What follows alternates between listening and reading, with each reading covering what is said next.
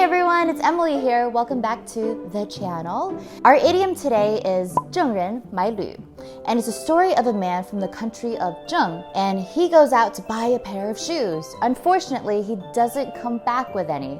So here's how the story goes. Now the idiom in Chinese is 郑人买履. He is from the country of Zheng, which is now in modern day China, somewhere in the middle of the map. The word 买 means to buy, and the word 履 is a really archaic Chinese word for shoes. Ta-da!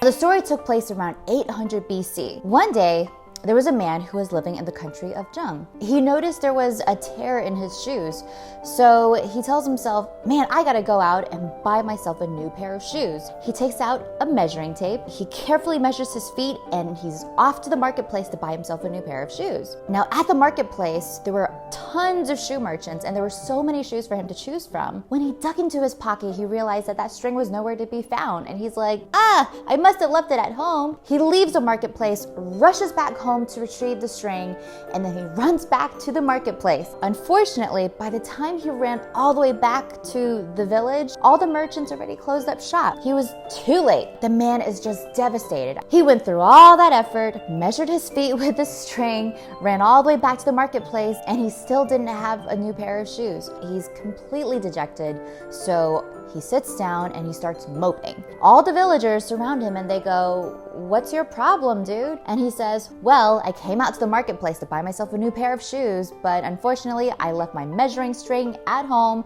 and by the time I came back, all the merchants left. And the villagers ask, well, if you were looking to buy a new pair of shoes, why didn't you just try them on with your own feet? And he goes, no, you don't understand. I measured my feet at home with the string. The string is a lot more reliable than my feet. And that is how the story ends. It's a bit abrupt, I know. The moral of the story here is, don't be so rigid in your ways that you ignore reality. If we were the character in the story, the right thing to do would be to forget about the string and just try on the shoes of the marketplace with your own feet, right? I mean, if it's all the same. In Chinese culture, we do refer to this idiom a lot when we want to refer to someone who's a little too set in their ways. These people may follow a very traditional way of thinking, but at the end of the day, we have to take reality into consideration and learn to shift our ways of thinking depending on how it can serve us best. Again, like all my other idioms, everything here is open to your interpretation. I think I translated 郑人买履 as best as I could,